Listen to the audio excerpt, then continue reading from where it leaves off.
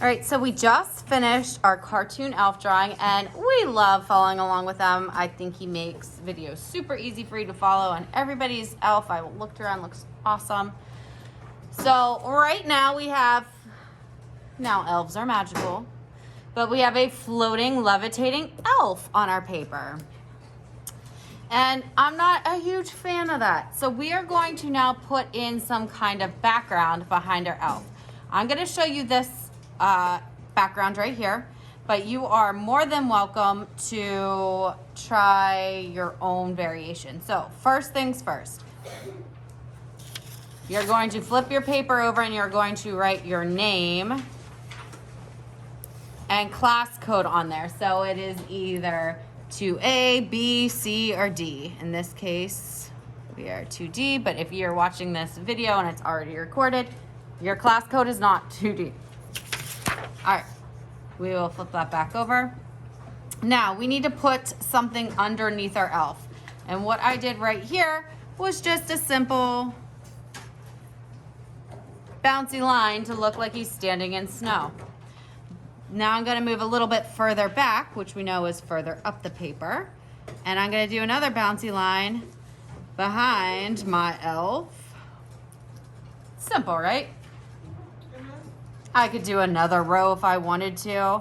I could do rows of candy canes or gobstoppers or something else behind it. I'm just gonna do this North Pole and I'm gonna show you how to do that. So you're gonna draw a rectangle, but the rectangle is behind the elf. So the elf is overlapping the rectangle. I'm gonna draw the top part of the rectangle and down and pretend I pick up my crayon, pretend I'm drawing it and come back out right behind him. And then I'm gonna draw a pole coming down. Two long straight lines. I'm gonna put a circle on top and some diagonal lines to make it kind of look like a candy cane pole. And then I'm gonna write the word north. N-O-R-E-H.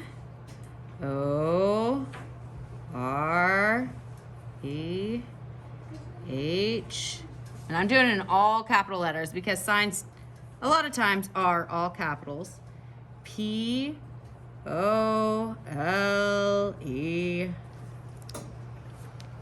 And I could put, you guys wanna see how to draw a candy cane real quick? Okay, candy cane, simple, up.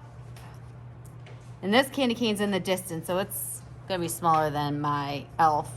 And I curve it down like an upside down U. I bring that line in a little bit, and then I follow my original line back down. And I'm gonna also put those diagonal lines in there to make it look like a candy cane. So you are going to color everything, including your background. Do we need to see how to draw snowflakes?